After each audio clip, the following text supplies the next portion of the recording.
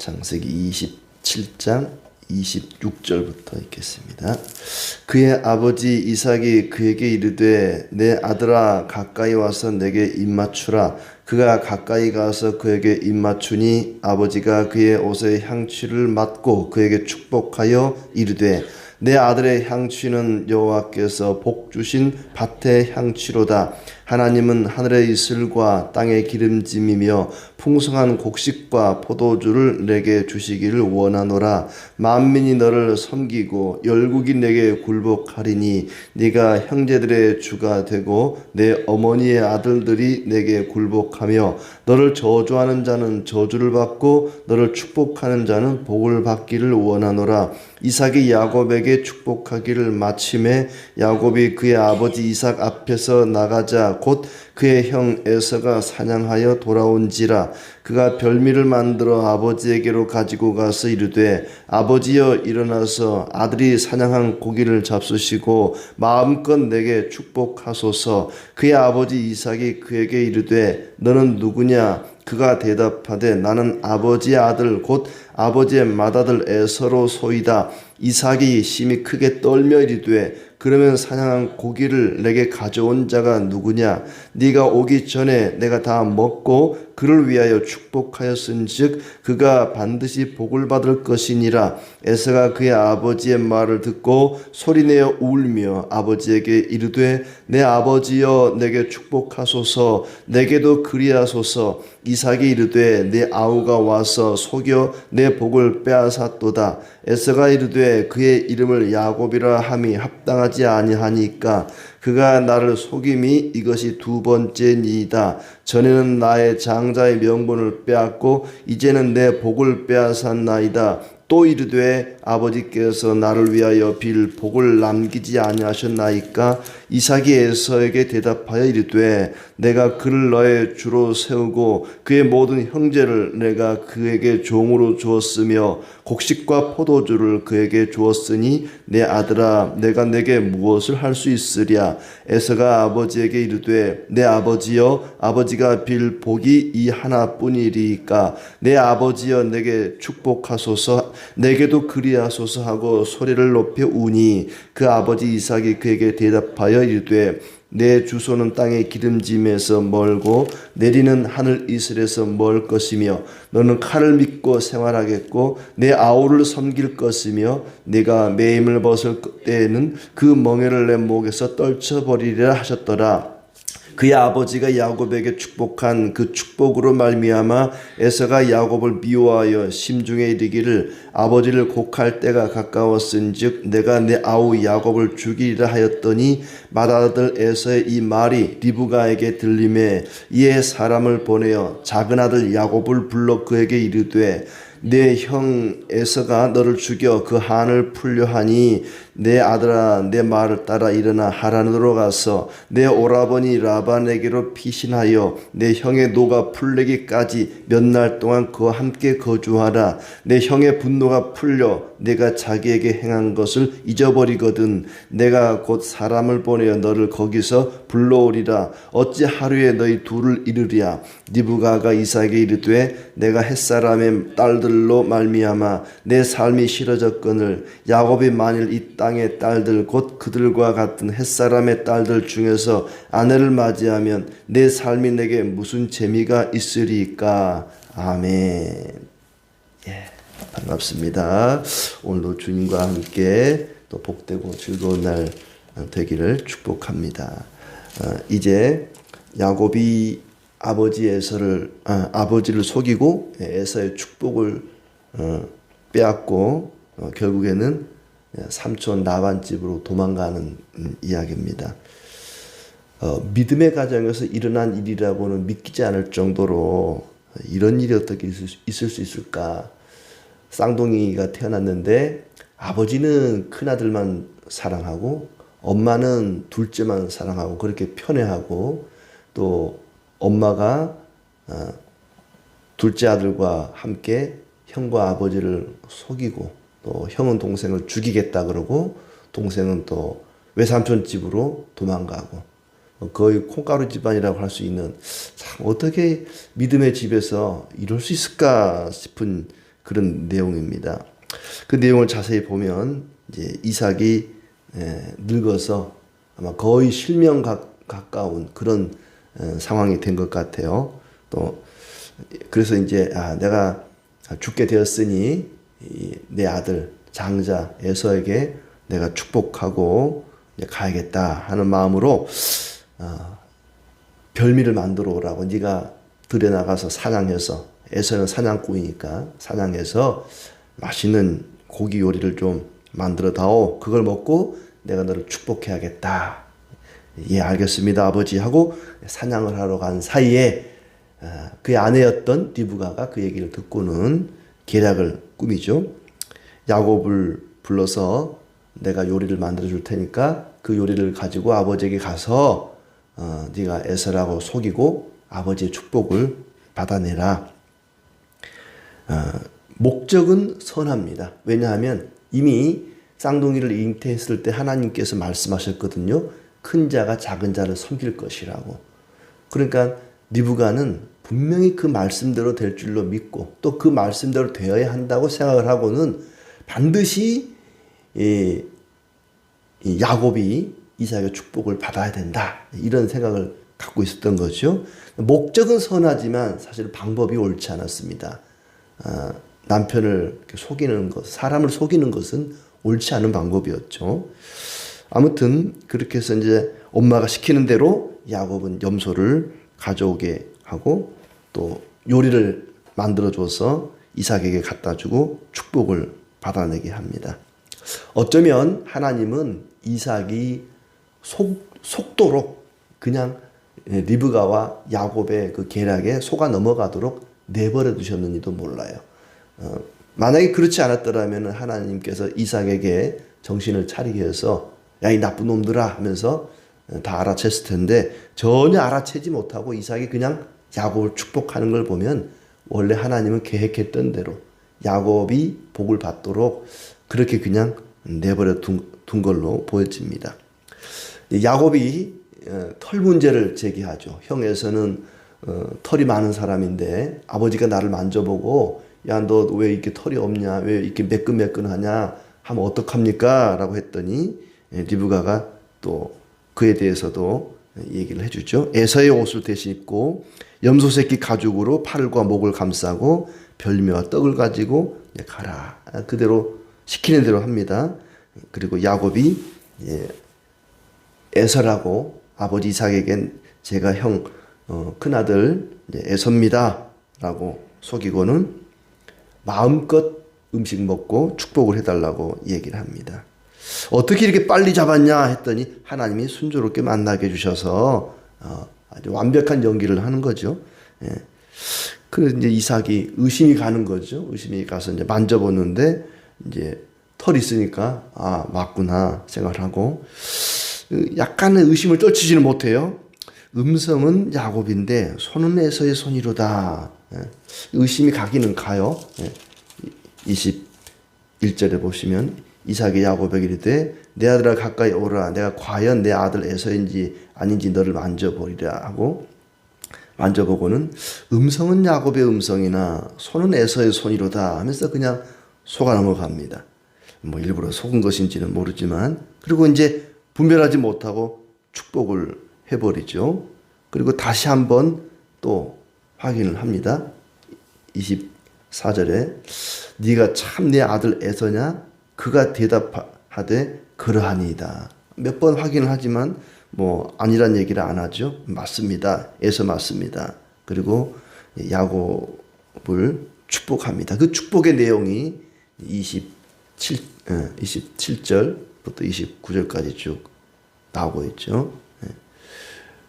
축복의 말씀을 보면은 여호와께서 복 주신 밭의 향치로다. 하나님은 하늘의 이슬과 땅의 기름짐이며 풍성한 곡식과 포도주를 내게 주시기를 원하노라. 만민이 너를 섬기고 열국이 내게 굴복하리니 내가 형제들의 주가 되고 내 어머니 아들들이 내게 굴복하며 너를 저주하는 자는 저주를 받고 축복하는 자는 복을 받기를 원하노라 하면서 축복을 합니다. 그러니까 인간적으로 보면은 에서가 더 착해요.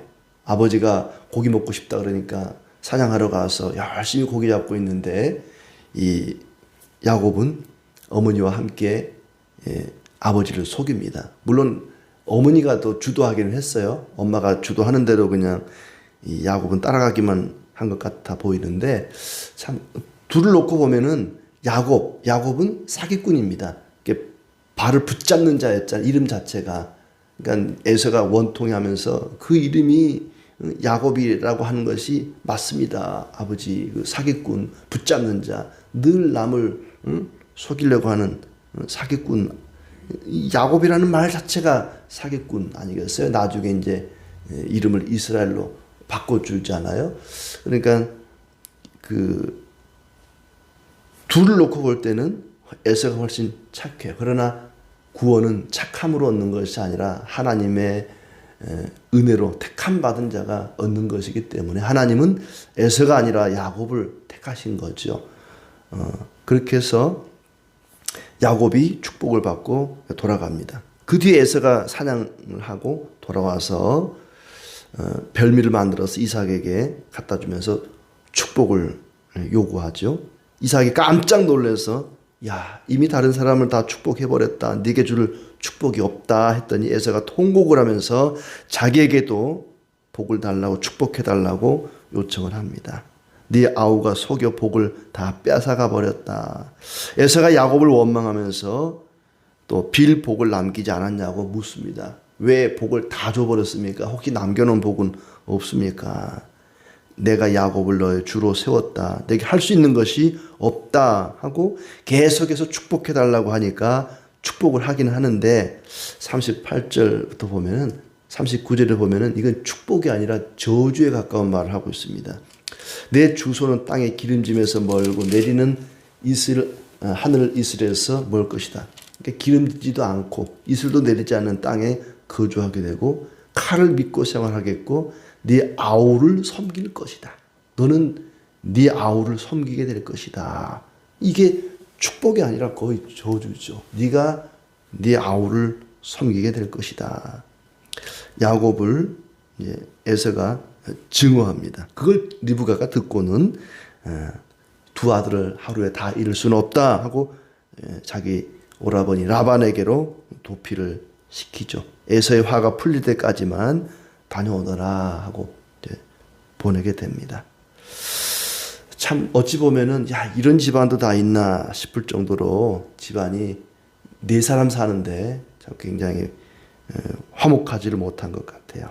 각각 자기가 좋아하는 아들에게 복을 주려고 애를 쓰고 그러나 분명히 이것은 이삭의 실수입니다. 이삭과 리브가에게 하나님께서 분명히 말씀하셨어요. 25장 23절에 보면은 두 국민이 내 태중에 있구나. 두 민족이 내 복중에서부터 나누이리라. 이 족속이 저 족속보다 강하겠고 큰 자가 어린 자를 섬기리라. 이 하나님 말씀하셨거든요. 큰 자가 어린 자를 섬기리라. 야곱이 섬김을 받게 될 것이다. 근데 이삭은 에서를 축복하려고 했단 말이죠. 리브가는 이 말씀을 기억했던 겁니다. 분명히 큰 자가 작은 자를 섬기는 것이 하나님의 뜻이다.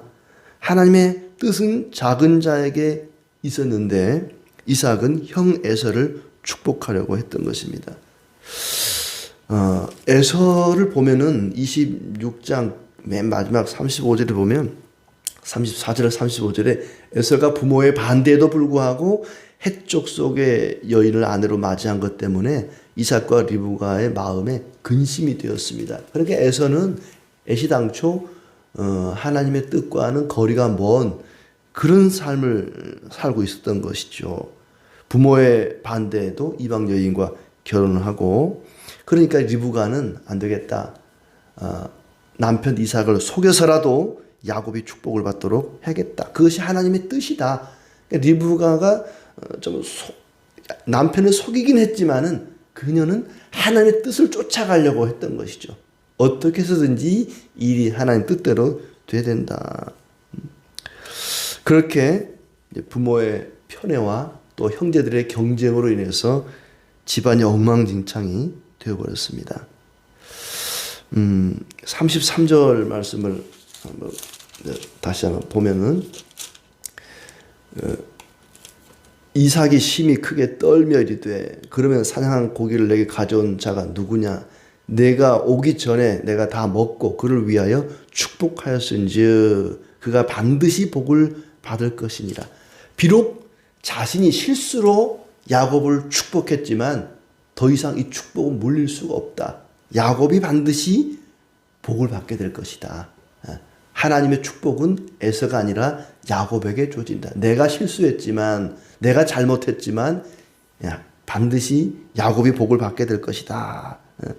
자신이 실수를 했지만 그 실수조차 하나님의 역사였다는 것을 알고 복 받을 자는 야곱이다. 야곱이 복을 받을 것이다 라고 깨닫습니다. 그리고 28장에 가면 다시 한번 이 야곱을 떠나보내면서 축복을 하죠. 하나님은 사람의 실수와 상관없이 그분의 계획을 이루어갑니다. 비록 이삭이 실수한 거예요. 이삭이 속아서 실수를 했지만 하나님은 사람의 실수와 상관없이 하나님의 계획대로 에서가 아니라 야곱이 하나님의 약속의 언약의 자녀의 대를 계승하도록 그렇게 이끌어 가십니다. 하나님은 세상의 주인과 온 인류의 주관자이기 때문에 사람의 실수와 상관없이 하나님의 계획을 이루어 간다는 것입니다. 비록 아브라함이 자기 아내를 누이라고 속였지만 하나님께서 바로를 또 아비멜렉을 잘 막아서 하나님의 계획에 차질이 없도록 사라를 통해서 이삭을 낳게 하시고 또 이삭도 마찬가지죠.